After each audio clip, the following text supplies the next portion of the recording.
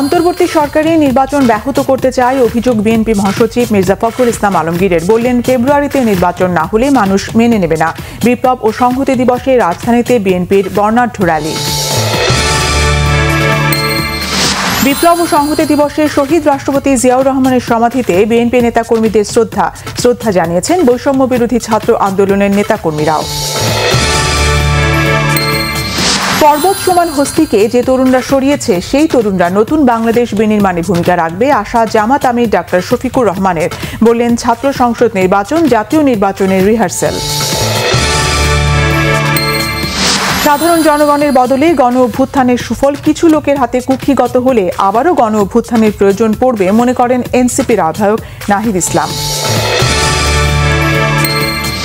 10 থেকে 20 কোটি টাকা ছাড়া নির্বাচন করা যায় না, জামানত বাজেয়াপ্ত হবার আশঙ্কা থাকে বলে মন্তব্য করেছেন উপদেষ্টা আসিফ মাহমুদ সজীব ভূঁইয়া।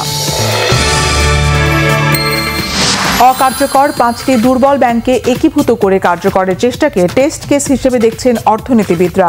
বাংলাদেশ ব্যাংকের এই উদ্যোগ সফল হলে অন্য দুর্বল ব্যাংকগুলোকে দ্রুত একীভূত করার পরামর্শ। হঠাৎ করেই রাজধানীতে বেড়েছে ডেঙ্গুতে মৃত্যু আর আক্রান্তের সংখ্যা। গেল 24 ঘন্টায় আক্রান্ত হয়ে হাসপাতালে ভর্তি 488 জন।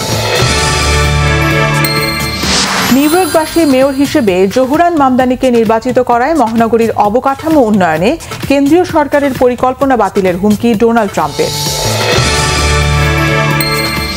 জাহানারা আলমের নিপীড়নের খবরে আলোড়ন, নারী ক্রিকেটারদের মুখ খোলার আহ্বান, সাবেক তারকাদের দৃষ্টান্তমূলক শাস্তির আশ্বাস ক্রীড়া উপদেষ্টার।